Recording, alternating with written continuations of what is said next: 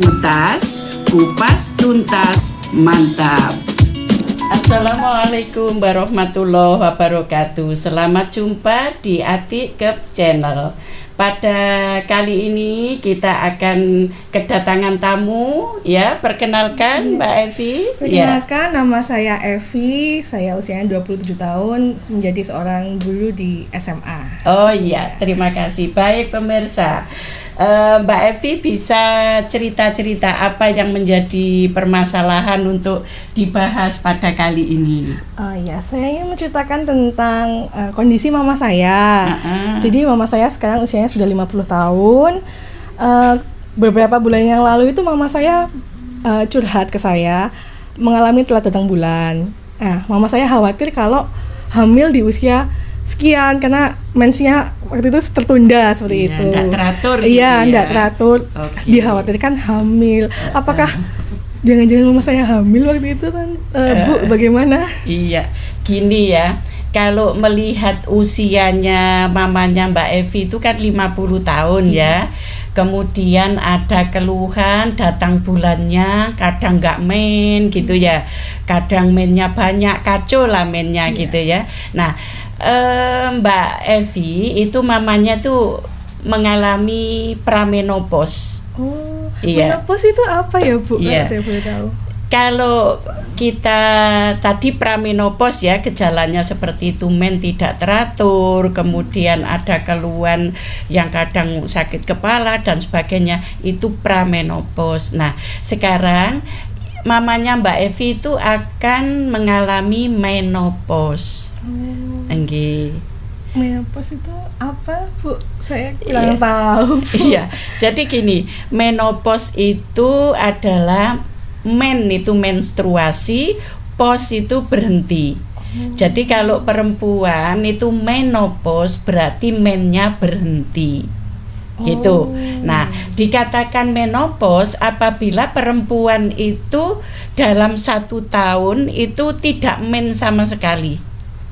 Jadi kalau seorang perempuan mengalami gejala tidak men selama 1 tahun berturut-turut, itu berarti sudah menopause itu, menopause. Jadi men yang berhenti. Tapi kita tunggu dulu 1 tahun dulu. Berturut-turut tidak men itu dikatakan menopause gitu ya. Jadi mamanya Mbak Evi itu tadi pramenopause karena masih mennya kacau gitu nggih. Iya. Untuk usianya kira-kira usia berapa sampai berapa mulai pramenopause dan menopause itu tadi kira-kira? Iya. Jadi gini, untuk menopause itu menurut WHO ya, menurut WHO itu usia 45 sampai 50. Ya, 40-50 itu WHO. Rata-rata itu 48 sudah perempuan itu menopause. Itu usia. Tapi itu pun individual Mbak Evi. Individual nggak sama. Ada yang 52 masih men ya ada ya. Itu menurut WHO 40 sampai 50 tahun. Nggih. Kok bisa terjadi menopause itu gimana? Saya mengira semua perempuan tuh akan men sampai akhir hayat gitu saya ngiranya. Oh, gini ya. Jadi perempuan itu ada masanya ya, ada masanya. Jadi menopause itu antara masa reproduksi di situ sampai tidak reproduksi. Jadi reproduksinya berhenti. Nah, reproduksi berhenti itu karena fungsi. Jadi kalau sudah usia 50 itu kan tubuh kita itu mengalami degeneratif ya, penurunan fungsi ya. Salah satu kalau perempuan itu fungsi pada alat reproduksi, khususnya itu di ovariumnya ya. Di ovarium itu yang ovarium perempuan itu ada 2 ya, kiri dan kanan, itu yang menghasilkan telur. Nah, pada fungsi itu kenapa kok bisa tidak men? Karena pada saat itu fungsinya menurun sehingga telurnya kan berkurang juga ya. Telurnya berkurang. Nah, telur berkurang itu menghasilkan hormon namanya estrogen. hormon perempuan estrogen. Nah, kalau fungsi hormon estrogen itu menurun, otomatis nanti juga mengganggu dari fungsi reproduksi itu sendiri, salah satunya menstruasi. Jadi hormon ini estrogennya nggak cukup gitu ya, sehingga tidak akhirnya. Apakah ada perubahan fisik selain tidak menstruasi gitu? Iya, jadi untuk menopause sendiri itu dengan berkurangnya hormon estrogen dan fungsi tubuh yang menurun tadi, otomatis ada perubahan, Bu Evi. Jadi kalau kita bercerita tentang perubahan itu tidak lepas dari usia, itu kan ke lansia ya, masa tua itu ya. Itu mulai dari ujung rambut, Mbak Evi. Jadi contohnya gini, rambut itu mengalami rontok. Makanya kadang itu kalau waktu muda kan rambutnya tebal gitu ya. Habis gitu kalau sudah menopause lansia itu rambutnya rontok, berkurang. Kemudian di penurunan juga, penurunan dari fungsi kayak telinga ya, telinganya agak menurun ininya ya. Kemudian mata itu juga agak kabur gitu ya. Kemudian giginya juga mulai tanggal-tanggal, rontok gitu ya. Kemudian kulit, estrogen itu juga fungsinya untuk mengencangkan kulit. Makanya kalau usia semakin tua itu kan kulitnya sudah kendor, sudah keriput itu karena hormon estrogennya menurun. Itu untuk menopause sendiri. Kemudian di muka itu kayak itu rasanya itu kayak panas gitu Mbak Evi. Nanti panas. Tanya ke mamanya. Itu namanya hot flashes ya. Hot flashes itu muka sampai leher itu kayak panas gitu ya. Itu. Nah, kemudian juga menurun lagi kemana, ke buah dada. Ya toh. Makanya kalau anak-anak usia 17, 18 itu mekar-mekarnya bunga, itu estrogennya juga kan bagus ya. Itu kenceng payudaranya. Nah, kalau sudah menopause, payudara seiring dengan estrogen menurun, kendor. Iya, kendor akhirnya. Makanya tidak menantang lagi gitu payudara ya, dari payudara. Kemudian kita turun lagi ke perut. Nah, perut itu banyak penimbunan lemak-lemak di situ. Iya, lemak-lemak ya. Tapi untuk buat orang menopause dengan adanya agak gemukan gitu ya, itu menguntungkan sebenarnya. Ya, jadi jangan tambah kurus karena lemak itu juga menghasilkan estrogen. Sehingga kalau menopause jangan kurus-kurus. Kayak saya ini kan sudah menopause ya. Itu kalau agak gemuk itu bantu lah gitu. Karena lemak itu menghasilkan estrogen juga gitu Mbak Evi. Nah, kemudian kita ke fungsi dari ini ya, vulva vagina ya, itu karena alat reproduksi itu kan ada alat reproduksi luar, ada reproduksi dalam kan gitu. Sekarang yang luar dulu. Nah, di luar itu Mbak Evi, contohnya vulva vagina itu ya sudah mengalami kekeringan karena estrogennya kurang ya, kekeringan. Sering juga kalau hubungan seksual sakit karena lendirnya berkurang.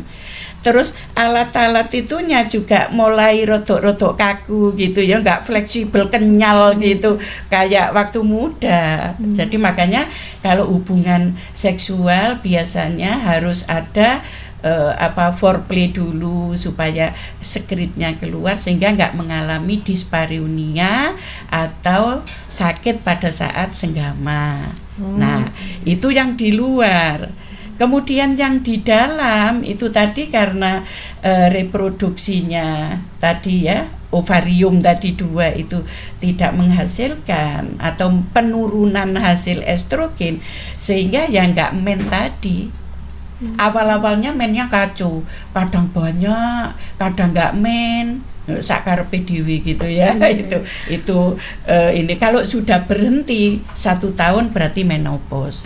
Nah, kemudian kita turun lagi ke kaki ya, kaki itu juga sering agak kalau ini mengalami gangguan juga, sering kepleco, sering jatuh, sering apa, karena ya fungsinya menurun tadi. Nah, itu yang perubahan yang sering. Nah, kalau secara psikologis kadang kita itu masa menopause, selain kacomennya, kemudian ada hot flashes, kadang itu rasa dredeg gitu ya, kayak deg gitu ya di jantung itu. Kemudian kadang ada rasa kayak ingin menangis gitu, tapi tidak menangis gitu. Jadi moodnya itu cepat berubah. Mood swing. Iya, mood swing. Ya, itu ya, mood swing. Itu kadang gampang marah, gampang tersinggung. Mama saya sering marah-marah. Nah, itu harus dimaklumi itu. Oh, mamaku menopause kali gitu ya. Jadi kadang itu gampang tersinggung gitu ya. Betul, itu jadi naik turun. Nah, mood apa tadi? Mood swing. Mood swing. Ya, itu yang ini ya. Nah, karena tadi kita kaitkan dengan penurunan fungsi tubuh, sehingga di situ itu sering juga mengalami gangguan-gangguan, penyakit-penyakit penyerta, Mbak Evi. Jadi kan kalau pada masa menopause itu kan ini ya, contohnya aja pembuluh darah ini. Pembuluh darah seiring dengan bertambahnya usia, pembuluh darahnya itu mengalami kekakuan, Mbak Evi. Jadi pembuluh darah itu kan yang membawa makanan tubuh ini ke seluruh tubuh. Berarti di seluruh tubuh kan otomatis organ-organ vital kan ada pembuluh darah besar-besar ya. Nah, itu mengalami kekakuan. Kalau masih muda itu elastis ya. Elastis gitu, sehingga kalau ada darah lewat itu enak ngalirnya. Nah, kalau sudah tua kaku, rodok kaku. Kadang ada penyumbatan karena adanya kolesterol, salah makan, sehingga kadang ada darah tinggi ya toh. Mamanya itu kan ada mengalami stroke ya, kelumpuhan itu kuncinya dari pembuluh darah yang mengalami penurunan itu. Dan tadi seluruh tubuh itu akan mengalami penurunan. Jadi orang menopause itu jangan bilang saya dulu tuh nggak pernah sakit loh gitu kan. Setelah saya pensiun kok sakit-sakitan. Yo, karena fungsi tubuh kita itu fungsinya menurun. Nah, ini yang sering tidak disadari, Mbak Evi. Nanti dikasih tahu mamanya ya. Itu gimana? Kira-kira ada solusi untuk juga jenis-jenisnya dari menopause. Jadi, ada gini juga. Mbak Evi, sebenarnya menopause itu ada menopause yang memang alami. Jadi kalau saya ceritakan tadi yang alamiah, ya, karena faktor usia tadi 40 sampai 50 tahun kemungkinan terjadi menopause itu secara alami. Tapi ada istilah juga menopause dini. Nah, menopause dini ini bisa disebabkan karena beberapa hal, Mbak Evi. Contoh, misalkan karena tidak mempunyai ovarium. Jadi memang kelainan bawaan.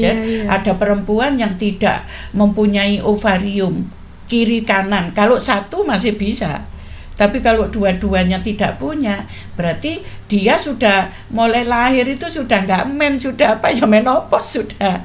Itu ya. Kalau tidak mempunyai, karena kuncinya kan di ovarium atau indung telur tadi. Nah, kadang ada juga yang indung telurnya itu harus diangkat karena penyakit.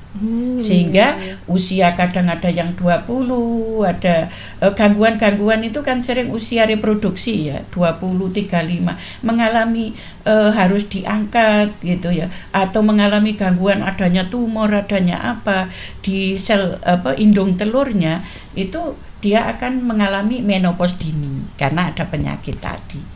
Iya, terus apa yang ditanyakan? Kalau di usia seperti itu, masih usia muda gitu, kalau sudah kena menopause, saya dengar-dengar itu ada resiko dengan osteoporosis, betul atau enggak Bu itu? Iya, Gini, sebenarnya osteoporosis pun itu kaitannya juga hormon estrogen juga, karena estrogen itu juga untuk menguatkan tulang kan gitu ya. Nah, kalau masa tua itu estrogennya berkurang, kemudian kita tidak mensuplai dari luar, kan ada obat-obatan. Kalau di menopause itu ada obat-obatan untuk vitamin E dikombinasi estrogen gitu, diminum gitu. Salah satunya juga kalau di susu ya, iya itu juga bisa meminimalkan untuk terjadinya osteoporosis. Iya. Sebenarnya menopause itu harus dinikmati Bu Evi, karena itu kan kodrat ya. Itu kodrat dari Tuhan, kita tidak bisa menghindar gitu, dan harus dilalui. Untuk itu ya kita happy saja. Yang penting bagaimana kita itu bisa meminimalkan gejala-gejala yang timbul tadi. Contohnya tadi ya, gejala yang timbul itu kan adanya perubahan hormon. Berarti bagaimana supaya hormon itu tetap terpenuhi? Oh, ada suplemen vitamin yang ada hormonalnya, ada vitamin E. Kenapa vitamin E? Karena vitamin E itu untuk kulit ya. Kemudian neuro bukan saya promosi neurobion ya, jadi maksudnya itu untuk vitamin saraf supaya kita fit. Tapi sebenarnya itu semua tidak lepas dari gaya hidup. Gaya hidup orang sekarang, makanan itu kan banyak makan makanan yang apa ya istilah instan ya, serba instan. Nah, itu yang sering itu juga ikut memperburuk ya, karena instan itu bisa juga menimbulkan penyakit diabetes ya.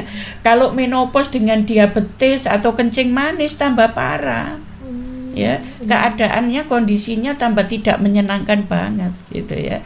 Makanya di situ untuk supaya kita tetap sehat di masa lansia, di masa yang tadi menopause, tapi kita bagaimana supaya kesehatan kita tetap terjaga gitu ya.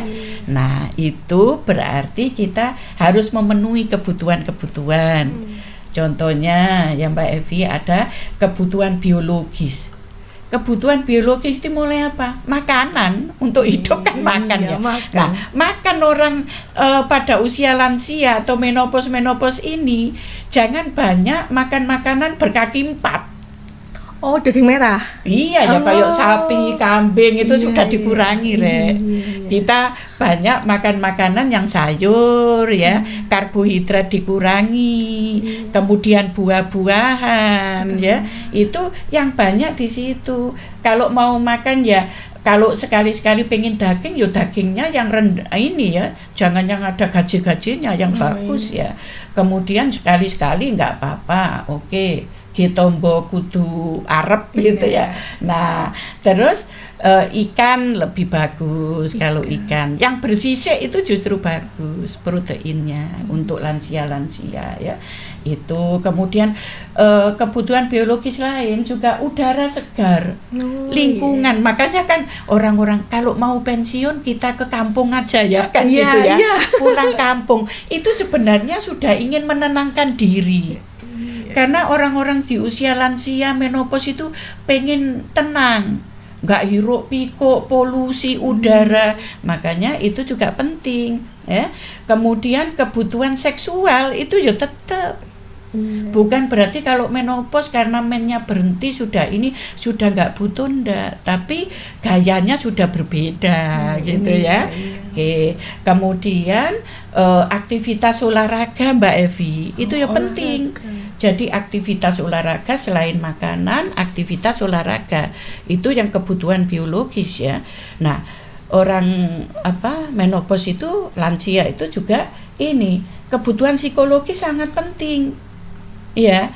Nah, karena tadi ya orang itu kan gampang tersinggung, kadang nggak bisa tidur Mbak Evi.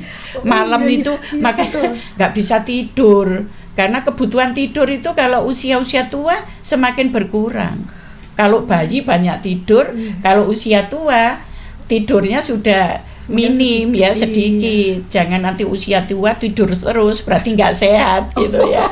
Itu. Nah, kebutuhan psikologis pada lansia ini sering mengalami perasaan tadi yang mudah tersinggung, mudah tertekan, apalagi ya maaf habis menjabat gitu ya di kantor, dihargai orang, kemudian sudah pensiun, kemudian menopause, sudah lansia, merasa nggak berguna. Itu ada Mbak Evi perasaan itu.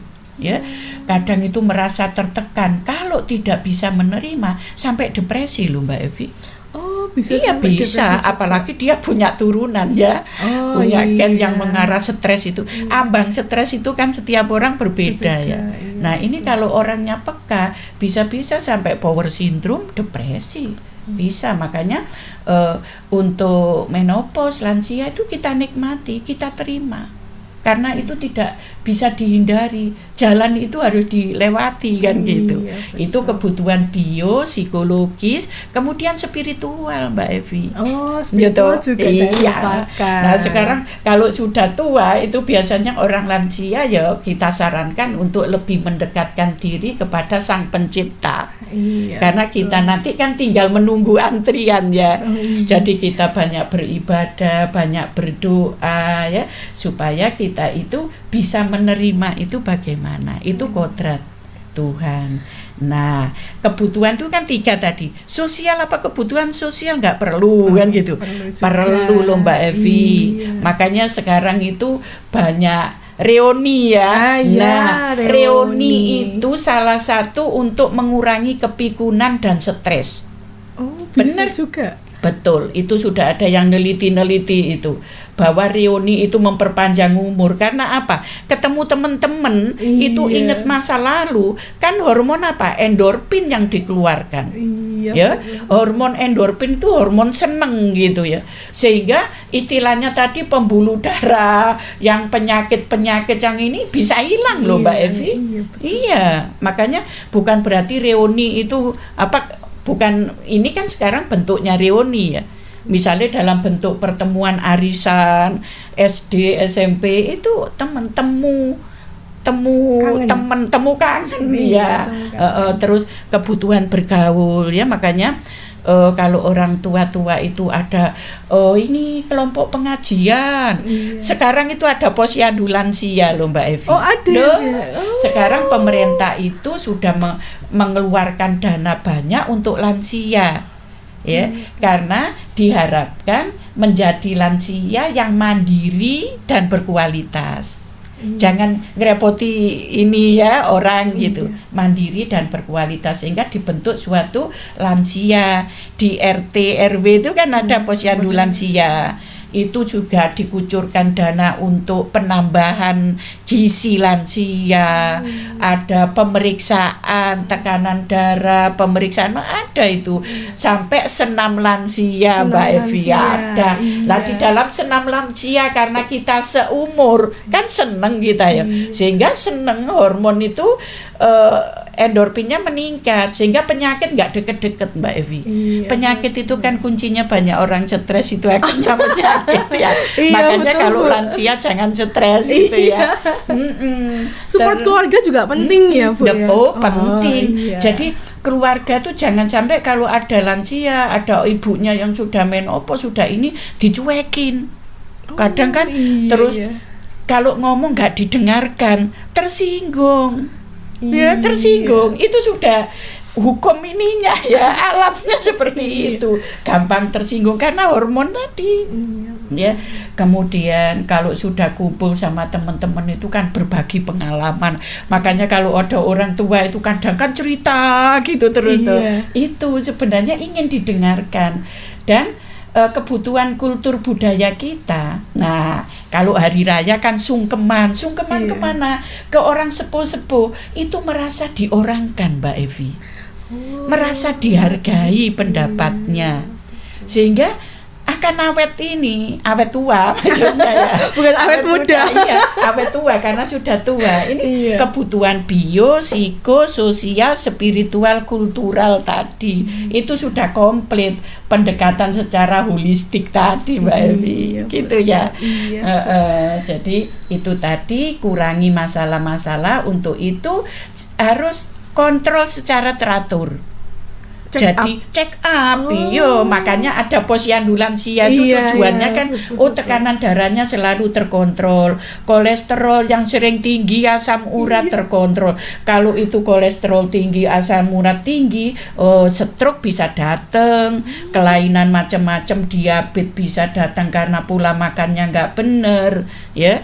Untuk itu kita sering harus selalu berpikir positif. Nah, positive thinking, ya. Positive thinking, betul, karena intinya itu kita harus happy. Itu membuat orang tua-tua happy gimana ya tadi, dihargai, pemenuhan ini, olahraga, check up rutin gitu.